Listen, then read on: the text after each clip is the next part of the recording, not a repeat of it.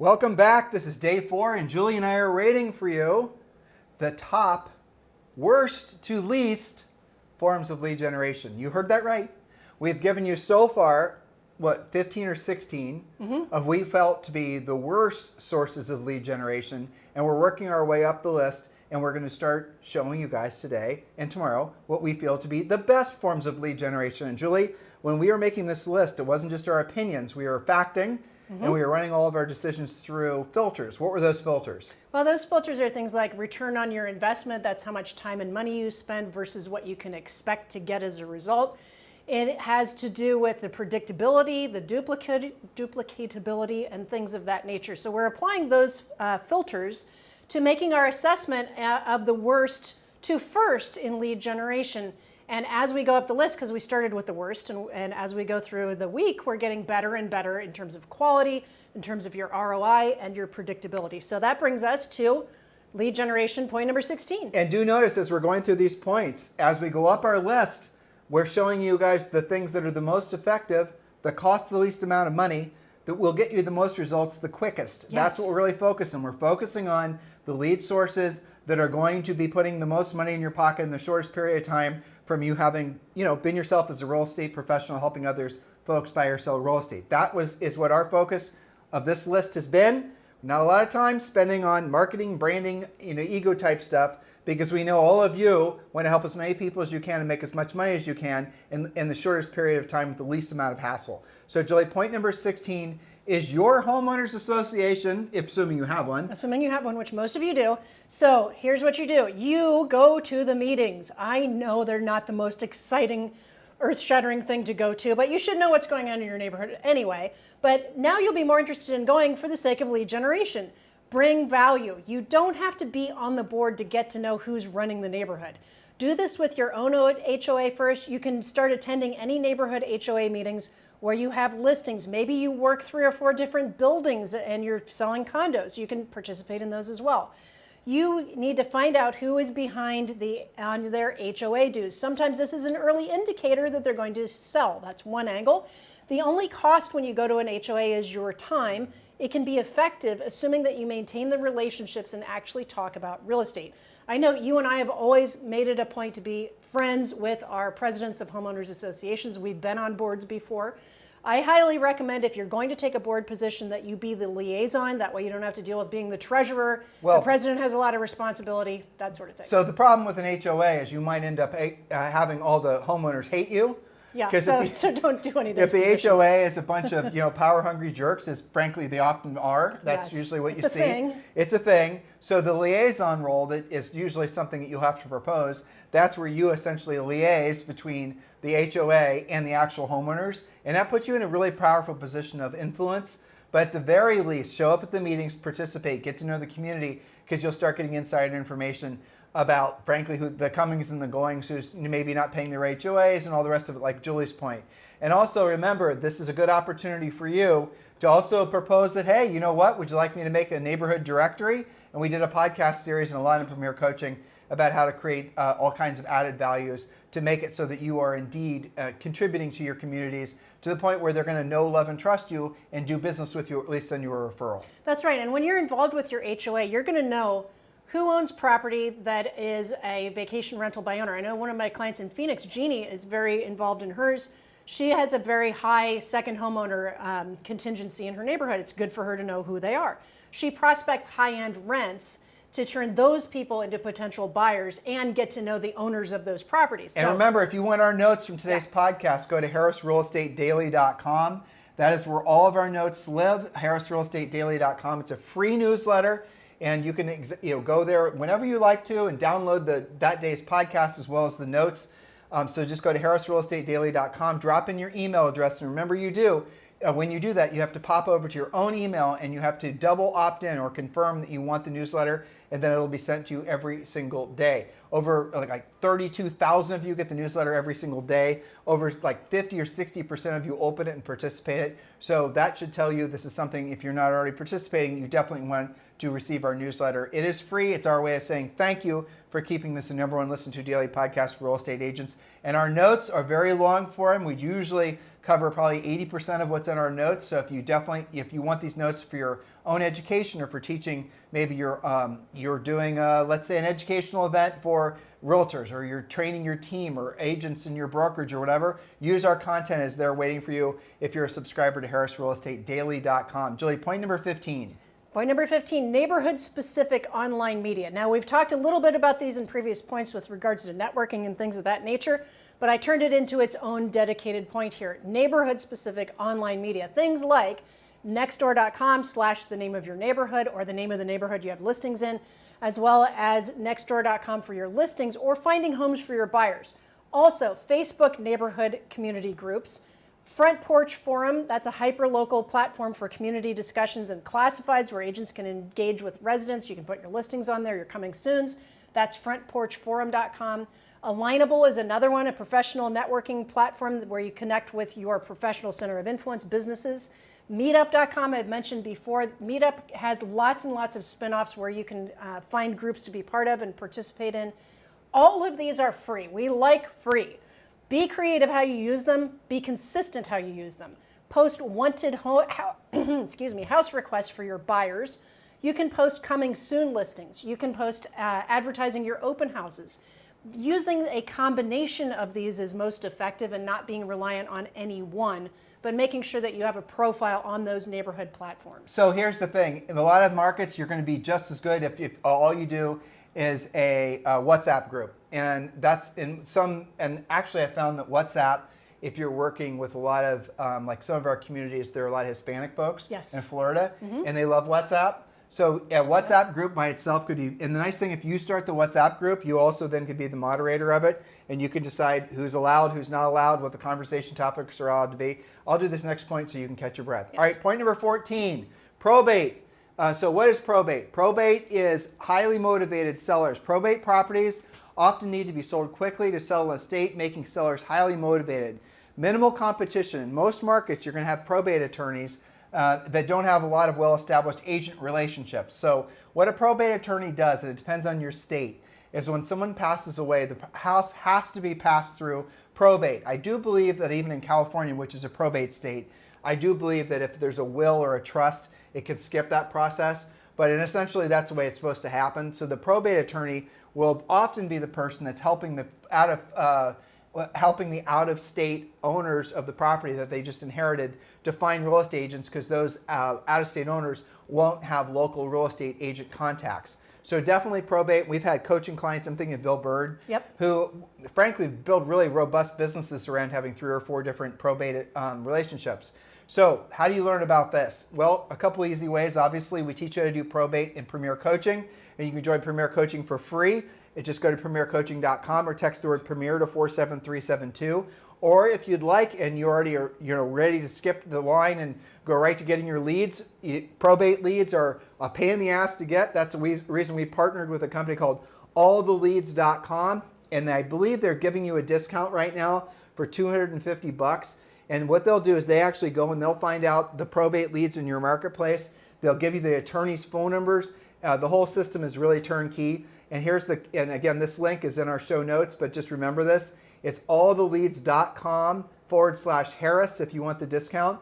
So just go to alltheleads.com/Harris if you want the discount. Julie and I are friends with one of the owners of All the Leads. And I'll tell you the typical, I think, high impact user, if you're trying to wonder if you're going to be a good All the Leads type customer or probate agent, frankly, is if you're analytical. The analytical folks out there kill it with probate. True. Because you have few relationships and lots of opportunities. So you might be so introverted to the point where you're just never going to be very good at socializing. You just decided that's not for you. All right, we're not going to fight you. So if you're a coaching client, we'd ask what you will do. We're not going to try to convince you to do things that you won't do.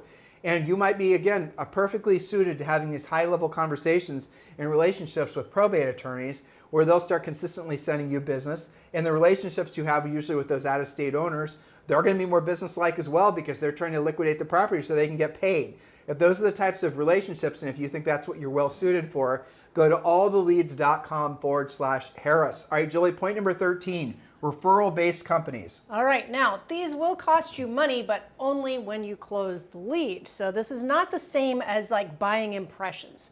And this is called referral-based companies. Typically, they charge up to 35% referral fees. You didn't give enough. Okay, so there's a difference between essentially a referral. Here is somebody who definitely wants to buy or sell real estate, especially a listing referral. They're moving to Atlanta. They need to be in Atlanta in 90 days. They're working with this company. That is a locked-in listing lead, for example, that you're going to have to then go out and convince that seller to want to list with you versus maybe another agent that another referral companies are sending out, okay? You can get referral leads from a bunch of different sources. Costco has a great referral program, believe it or not, a lot of these other types of companies. That is different than, for example, getting leads from Zillow. That is different from buying leads on a social media campaign. A referral relationship, and there's professional ways to get these, and actually eXp Realty has got great referral relationships with some of the largest relo companies. So what's a relo company? So if you're a big company, like in every community, there's usually 5 or 6 big companies that do a lot of moving around of employees. They're bringing people in, they're moving people out all the time. And so those big companies will partner with relocation companies to handle all of their employees' moving needs, from obviously helping them find movers to turn off utilities, turn on utilities to their new home. But what they do as far as it's related to you is they help them choose real estate agents. When Julie and I were living in New Albany, Ohio,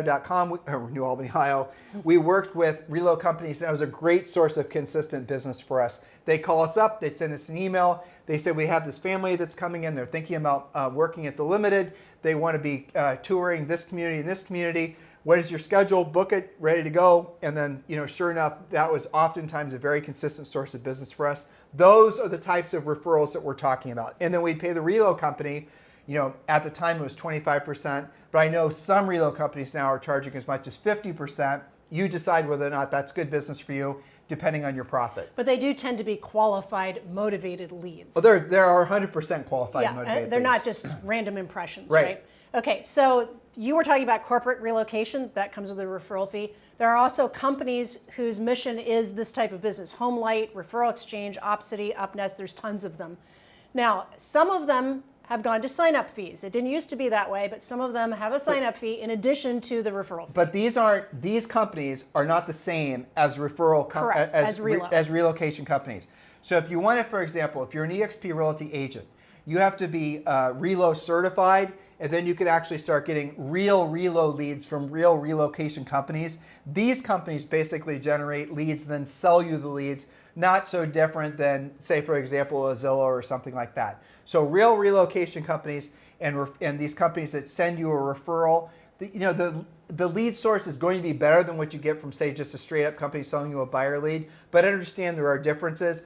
We talked yesterday about you guys joining with Julie and I at eXp Realty. And when you do, we'll show you how to basically become relo certified. If you're wanting to learn more about eXp Realty and why thousands of agents are joining with Julie and I every single year, you can text the letters EXP to 47372, or simply scroll down below, click the link, and you can learn more about our eXp Realty group. Or if you're ready to join eXp and you're just looking for a sponsor that'll be very proactive in your success in real estate, do consider Julie and I. We're officially applying for the job of being your eXp Realty sponsor. Text me directly at 512-758-0206. All right, Julie, point number 12. All right, point number 12 I really like because a lot of our coaching clients have gotten some very good results with these. And this is buyer and or seller seminars. These can be in person, such as a lunch and learn type of experience at your office, at a restaurant or a coffee shop, or they could be online like Facebook Live. Premier Coaching teaches you the content and the system for running these seminars. What are you supposed to be presenting? Who can you make these presentations with, like your mortgage lender, somebody like that? What to expect. Now, this has very little expenditure and can get really killer results. Even from a Facebook Live session, which is a free session, assuming that you advertise it well and you get at least 10 people to show up, so that's a relatively low bar. Many of our coaching clients have gotten at least 1 to 2 closable leads from each of those types of sessions, especially the Facebook Live stuff. Tammy Irby does these really regularly for mostly buyers, but she also gets listing leads from that. Has maybe a 20-minute presentation about a specific topic, and then has a Q&A session, and then that leads to some pre-qualification conversations. Well, Jonna Weber has built a really great network around investing.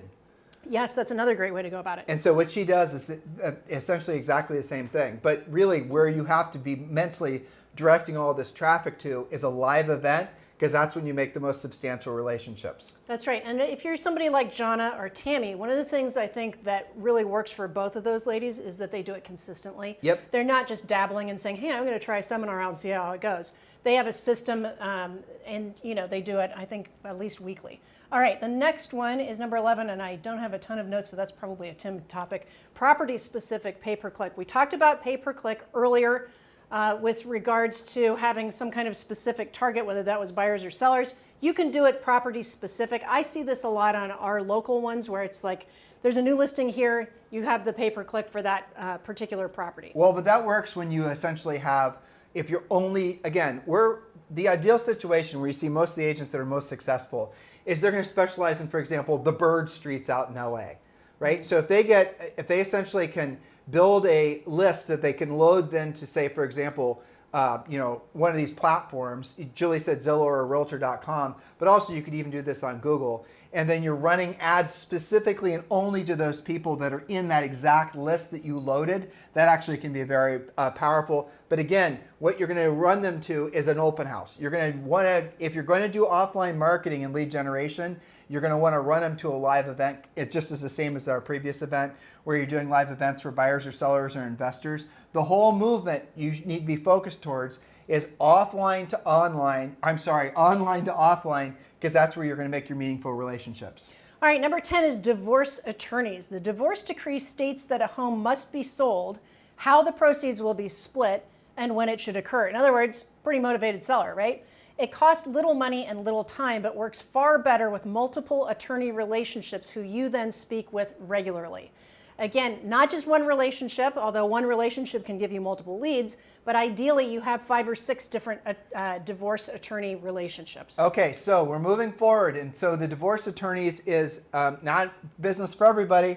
Not everyone's going to want to be dealing with divorcing people. Another analytical type thing, though. Yeah, you have to have a right thick skin too, because there's always going to be a little turbulence in there. Yeah. But remember what Julie said. She gave you a little tip. If you go on a listing appointment and the couple unfortunately is getting separated, ask if the divorce decree has been actually issued, because if it hasn't, then chances are the house won't be allowed to be sold prior to the divorce decree, which is the order of how the assets are going to be liquidated. All right, we're going to move on to point number, we're going to skip 8. Point number 8. We're going to go right to point number 8, and that is small and medium-sized builders, and this is an absolute cash cow. I love this one. Okay. Well, you know what? You should combine 8 and 7 because they're kind of the same thing. We can. Okay, so as you can see, we're moving towards the best sources for leads. This is where I think it gets really exciting. Number 8, small and medium-sized builders. And we would add to that point number 7, new construction salespeople. So let's take this one at a time. Small and medium-sized builders. Join your builder association, get the guide of who's building what and where. That's just an efficiency tool. It's a directory of builders. How many homes they're building, what are the price ranges, what are the neighborhoods, and what is the contact information. You can also search for expired new construction in your MLS and visit builder sites like newhomesource.com is one that I use with coaching clients to find ones that are not in your MLS. So what we're talking about, small and medium-sized builders, these are not like, Pulte Homes or MI. These are guys that build like maybe 5 to 25 homes per year. You can have a tighter relationship. They've always got something under construction. Maybe you bring your own buyer there. But I like this because it takes very little time and money to make the relationship. You can have one builder relationship and have multiple listing opportunities. Remember, one of our filters was to lead more with listing opportunities than with buyer lead sources. Builders are great for that. When you have a house under construction that you have listed, it generates an endless supply of listings. I remember distinctly, I think you will too, one of our best springs when we were selling in New Albany Country Club was when we had several new construction homes with 2 or 3 different builders, all being built at once. All of them were advertising like summer completion. We got so much relocation business from that. We got other builder business from that. We had open house opportunities from that, just listed, just sold, sign traffic, home brochures, the whole 9. Well, how do you find the builders? Julie said newhomesource.com, but you can also get the directory for your local BIA. And the builder, I don't even remember. Builder association. Yeah, and then assuming there is one, and but just drive around and see whose signs you see. Go to find out, like for example, you might want to go to property records and see if any permits are being pulled. Yep. And see who the builder is. Go do some homework. Spend some Title time on agents this. know this stuff too. Yep, exactly. All right, now point number 7 is a huge point. So when you're dealing with the small, medium-sized builders, your chances are you're dealing with Bob the builder himself. Yep. But when you meander into point number 7, which is new construction salespeople, then you are dealing with a lot of the, well, I'd say medium to large-sized builders. That is when you're dealing with Pulte Homes and things like that. But we have droves, hundreds of coaching clients who make millions and millions of dollars a year just from point number 7. Yes, I love point number 7. We've done dedicated podcasts on this, and a large part of Premier Coaching is with this, and all of the coaches participate in this particular one. New construction salespeople. Who do those new construction salespeople refer their resale business to? Okay, so what are we talking about? With the medium and larger builders, this is where you have model homes. That could be a trailer on the site on up to 6 or 8 different already built different models where you've got a salesperson. They're in charge of selling that inventory. Let's give a little more color, okay? Sure. So for the most part, they're going to be selling new construction homes to people that have homes to sell. Hopefully we just bridge the gap for you in your seeing of the opportunity. I'm building a house, but I have a house that I have to sell because I don't want to own 2 homes. And what happens is some builders say there's no home sale contingency allowed, period. But a lot of them, because the house takes a while to build, will say you can't be a contingent on home sale after we're framing it or after drywall. You have to remove that home sale contingency. It's on you. It's either sold or it's not. And if you don't, you get to start over. Now, why would that new construction rep want to actually work with you to send you their resale listing leads? Well, wouldn't they want to list those themselves? Nope. Because 99% of the time, they're not allowed to take business. They don't have real estate licenses. Or if they do, they're not allowed to take resale business because they're employees of the builder, okay? So why would they want to actually do business with you? The reason is because you're bringing them build clients. When you have a buyer that's in that price range, that's in that market, even that market adjacent, make them, have them go out and meet that new build rep. And when you're there, don't say anything. Let the new build rep form the relationship and do their own job. They know how to do it better than you do. And that's essentially reciprocity, playing into your essentially the way it works. People are going to want to thank you. And so if you do that consistently, and by consistently, maybe it's 6 times, maybe it's 10 times over a short period of time, I promise you, they're going to start seeing you as someone who's trying to help them, and they will reciprocate. Oh, and by the way, you're going to sell some new construction as well. Yes, and these same new build reps that you're networking with, becoming friends with, Coach Rochelle has several of these relationships. She brings them coffee. None of this costs very much time or money. Those same new construction reps also will give you the front line on maybe a deal fell apart and there's already a house that's been built. That's a spec home. You probably have a buyer that doesn't have time to build that can buy that. So many different directions you can go with new construction. It's one of my favorite spokes. Yeah, definitely. Depending on the market, it's unbelievably powerful. The big builders won't generally list their properties. The medium-sized and small ones will. But still, that doesn't mean you can't get a plethora of resale listing leads from these guys. And pretty much in every marketplace, the new construction is going to be in the move-up price ranges because that's the place where these builders can make the most profit, which means every single one of their build clients is going to have a house to sell. That's right. Now, just to hover on this for a second, because there's so many directions you can go, one of our coaching clients in Texas was following this book, getting to know her new construction salespeople, asking about resales. That actually led a different direction where they were opening up a new project. They only had 3 models. They didn't have all 5 or 6 of them built yet. They didn't have enough new construction salespeople hired. They said, I'll tell you what, you can be in this model. You don't have to be an employee of us, but you have to learn the product and you can be there every other weekend until we open it up.